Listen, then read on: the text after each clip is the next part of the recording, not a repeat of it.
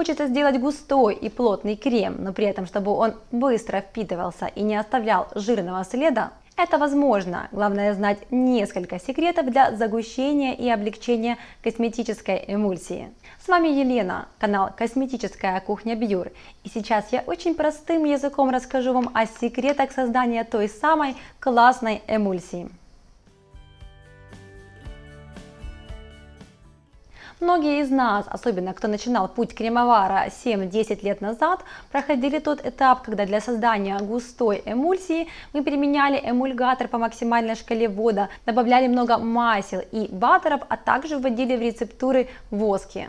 Да, в результате крем получался густым, но при этом достаточно жирным и не очень тактильно приятным. И все эти эксперименты вы можете пропустить, ведь для создания густой, но при этом легкой эмульсии вам необходимо знать всего несколько лайфхаков. Интересно, какие? Тогда досматривайте это видео до конца и обязательно нажимайте лайк этому видео. Итак, первый секрет – это применение жирных спиртов в составе масляной фазы. К жирным спиртам относятся ацетиловые, ацетилстеариловые, стеариловые, бенегиловые и другие жирные спирты. Более подробно о них мы рассказывали в статье блога Бьюр. Ссылочку вы видите в углу экрана и в описании к видеоуроку. Именно добавление жирных спиртов позволяет получить густую эмульсию, не утяжеляя ее, как, к примеру, это делают воски. Все мы знаем эмульгатор Planta M, у которого максимальная дозировка ввода 3%, но даже при такой дозировке ввода он не позволяет получить густую эмульсию. Поэтому ему в компанию обязательно нужны либо жирные спирты, либо гелеобразователи в высоком проценте ввода.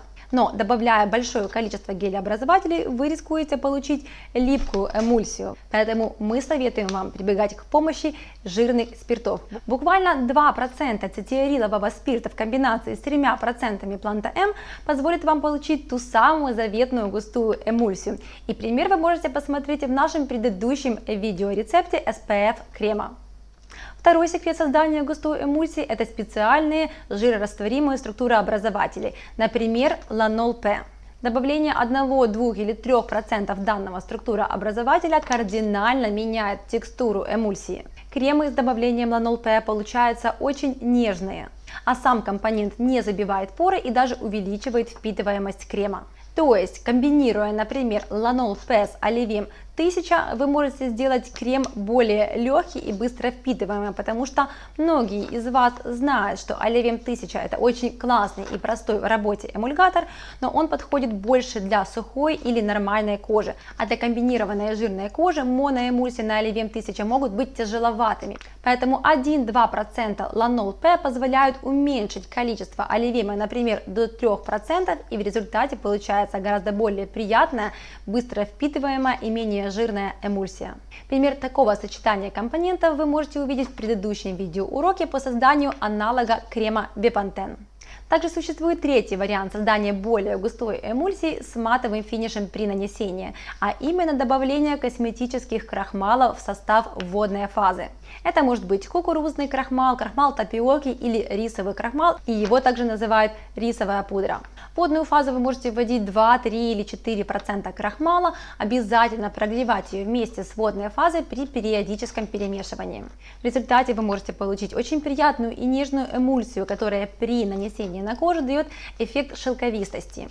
Также большим плюсом крахмалов является свойство снижения жирности крема, но при этом не забывайте правильно сбалансировать жирную фазу маслами и эмолентами. Комбинируйте базовые масла с эмолентами различной растекаемости, чтобы крем легко распределялся и быстро впитывался.